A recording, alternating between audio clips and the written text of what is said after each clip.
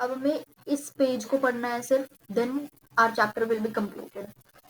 सो देखो, provision for crop insurance against drought, flood, cyclone, fire and disease, establishment of Grameen banks, cooperative societies and banks for providing loan facilities to the farmers at lower rates of interest were some important steps in these direction. अब देखो, किसान वगैरह की ये 1980s and 1990s में कुछ provisions होने लगे। तो इस टाइम पर क्या हुआ, क्रॉप इंश्योरेंस, जब सूखा पड़ जाता है, बाढ़ आ जाती है, साइक्लोन आ गया, आग लग गई, कोई भी बीमारी आ गई, तो ग्रामीण बैंक्स को इस्टेब्लिश किया गया कि आप क्रॉप इंश्योरेंस देंगे। ठीक है, ग्रामीण बैंक्स, कोऑपरेटिव सोसाइटीज, बैंक वगैरह के पास अब लोन फैसिलिटीज है कि वो लोगों को लोन प्रोवाइड करे कि वो अपनी क्रॉप खरीद सके, फार्मर्स के लोअर रेट ऑफ इंटरेस्ट पर। क्योंकि देखो, वो खेती बाड़ी कर रहे हैं किसके लिए, इंडिया के लोगों के लिए तो कर रहे हैं। तो लोअर रेट ऑफ इंटरेस्ट पर वो अपने क्रॉप्स को खरीद सके, मतलब वो अपना लोन ले सके, कम इंटरेस्ट पर, कम ब्याज लगे जो वो लोन ले अपने बीज को खरीदने के लिए, अपने क्रॉप को खरीदने के लिए। ठीक है, अब क्या क्या आगे ये इंट्रोड्यूस किया गया था गवर्नमेंट के द्वारा, Kisan credit card, personal accident insurance scheme, KCC, Kisan credit card, ये किसानों के लिए किया गया था। Kisan credit card, personal accident insurance scheme, PAIS बी से कहते हैं।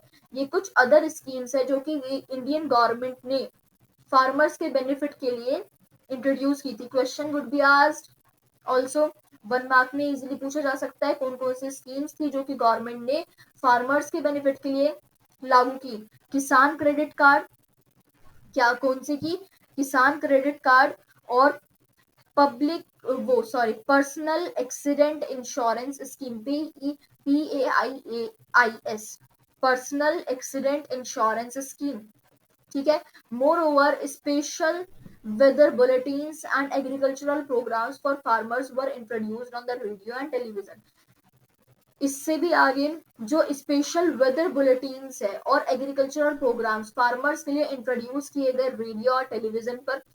स्पेशल वेदर बुलेटिन्स मतलब, देखो इनको, इसे समझो इस पॉइंट को, जो रेडियो और टेलीविजन पर फार्मर्स को ये बता दिया गया, मतलब उन्हें ये जानकारी देने के लिए कि भाई अब 1 महीने बाद ये होने वाला है, बारिश आने वाली है, कि कैसा वेदर रहेगा, कैसा वेदर रहेगा।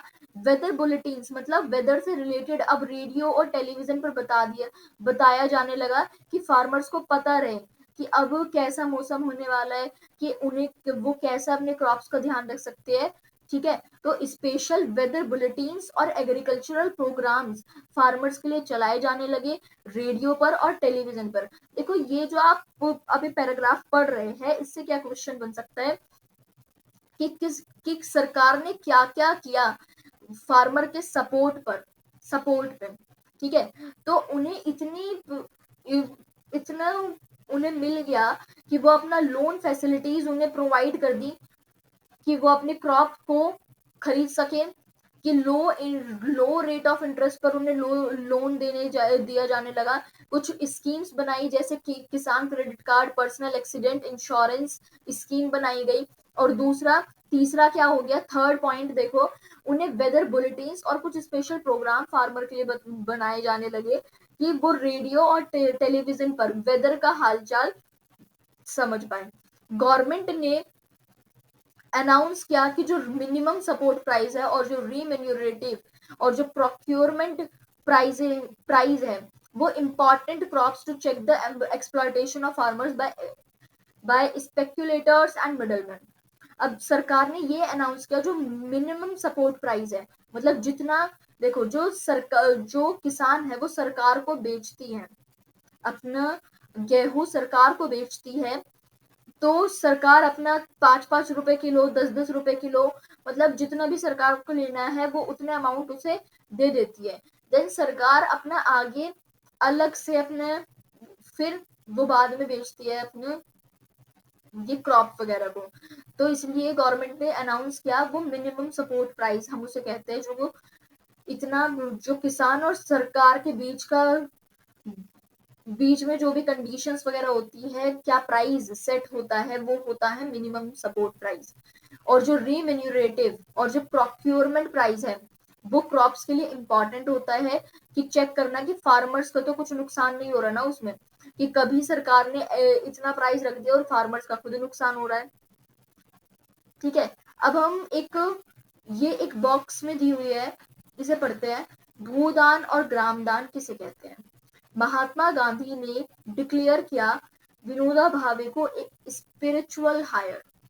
ठीक है, विनोदा विनोबा भावे, विनोबा भावे, उसने पार्टिसिपेट किया था सत्याग्रह में as one of the foremost satyagraha, मतलब सबसे प्रिय सत्याग्रही महात्मा गांधी के एक बिल्कुल लाइक फॉलोवर के तरह जो विनोबा भावे थे, उन्होंने एक स्पिरिचुअल हायर के तरह उन्होंने हर एक सत्याग्रह में अपना योगदान दिया। He was one of the votaries of Gandhi's concept of ग्राम स्वराज्य।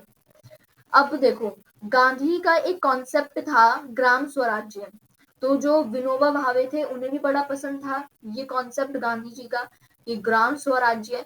Gandhi's martyrdom, Vinoba Bhave undertook pad yatra to spread Gandhi ji's message covered almost the entire country. मतलब गांधी जी जब नहीं रहे थे तो विनोबा भावे ने ये डिसीजन लिया कि वो पद यात्रा करेंगे, कि गांधी जी का जो ये मैसेज था कि ग्राम ग्राम स्वराज्य हमें चाहिए, इस मैसेज को हम ऑल ओवर द कंट्री इसे फैलाएंगे पद यात्रा करके। फिर एक बार वो जब अपना लेक्चर पोचमपल्ली आंध्र प्रदेश में जब वो अपना एक ऐसा लेक्चर दे रहे थे ग्राम स्वराज्य के बारे में, तो कुछ जो पुअर लैंडलेस विलेजर्स थे उन्होंने डिमांड की कि हमें अपनी आर्थिक स्थिति सुधारने के लिए कुछ जमीन चाहिए कि हम उसके ऊपर कुछ भी कल्टीवेशन कर पाए। ठीक है, some poor landless villagers demanded some land for their economic well-being. Vinoba Bhave could not promise it to them immediately but assured them to talk to the government of India regarding provision of land for them if they undertook cooperative farming।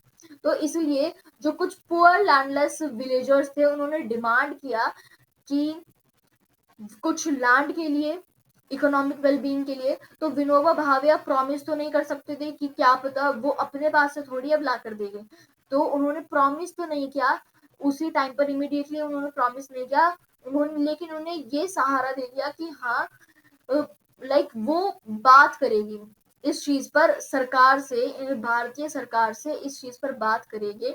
ठीक है, फिर अचानक से ही एक व्यक्ति है श्री रामचंद्र रेड्डी, श्री रामचंद्र रेड्डी खड़े हुए और उन्होंने 80 एकड़ जमीन डिस्ट्रीब्यूट कर दी 80 लैंडलेस विलेजर्स को। मतलब कितनी जमीन थी उनके पास? 80 एकड़ जमीन, मतलब 80 बीघा उनके पास जमीन थी और उन्होंने 80 ही लैंडलेस विलेजर्स को ये अपनी जमीन दान कर दी। तो इसी एक्ट को भूदान कहा गया है। भू का मतलब जमीन और दान, दान किया है आपने, तो भूदान, भूदान किया है 80 एकड़ जमीन श्री रामचंद्र रेड्डी ने ये डिस्ट्रीब्यूट कर दी। फिर उसके बाद later he traveled and introduced his ideas widely all over India। फिर उन्होंने वो अलग अलग जगह घूमते रहे और उन्होंने इंट्रोड्यूस किया अपने आइडिया को वाइडली ऑल ओवर इंडिया। फिर कुछ जमींदार owners of many villages offer to distribute some villages among the landless। फिर कुछ जो जमींदार थे, कुछ विलेजेस के ऑनर थे, प्रधान वगैरह जो होते हैं, उन्होंने डिस्ट्रीब्यूट कर दिया, मतलब अपने विलेज को लैंडलेस लोगों को दान में दे दिया। उसे क्या कहा गया? ग्रामदान। ग्रामदान किसे कहा गया और भूदान किसे कहा गया, ये याद रखना। देखो, जब श्री रामचंद्र रेड्डी ने अपनी 80 एकड़ जमीन 80 लैंडलेस विलेजर्स को दान कर दी तो वो है भूदान। और वही जब वो आगे ट्रैवल करते हैं और फिर उन्होंने अपने आइडियाज को इंट्रोड्यूस किया वाइडली ऑल ओवर इंडिया में, तो जो भी जमींदार, देखो ग्रामदान किसे कहा गया? जब गांवों को दान किया गया, विलेजेस को लैंडलेस लोगों में दान किया गया।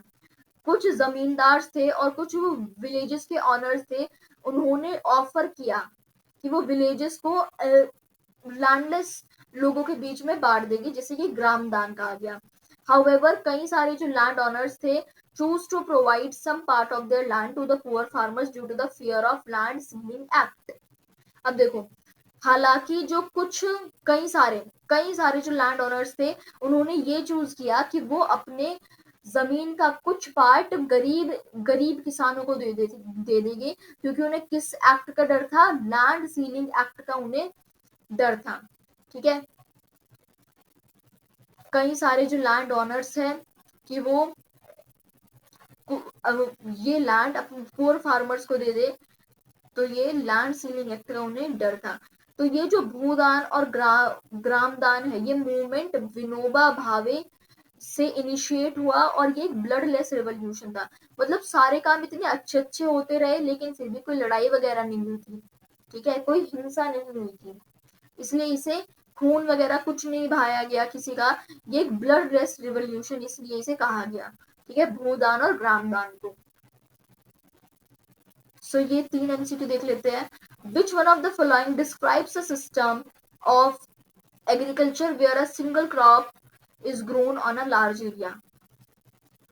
अब हमें डिस्क्राइब करना है एक ऐसा सिस्टम ऑफ एग्रीकल्चर जहां पर एक ही क्रॉप को लार्ज एरिया में उगाया जाता है। वो शिफ्टिंग एग्रीकल्चर है? नहीं। प्लांटेशन एग्रीकल्चर है? एब्सोल्युटली। ठीक है, विच one of the following is a rabi crop? इसमें से रबी क्रॉप कौन सी है? ठीक है, राइस राइस नहीं है, वो क्या है आपकी? एक खरीफ क्रॉप है। ठीक है, gram, yes, gram is a rabi crop. Which one of the following is a leguminous crop? इसमें से कौन सी आपकी एक लेग्यूमिनस क्रॉप है? मतलब आपकी दालें ही लेग्यूमिनस क्रॉप होती है, पल्सेस। ठीक है, अब इसके क्वेश्चन आंसर्स हम नेक्स्ट वीडियो में डिस्कस कर लेंगे।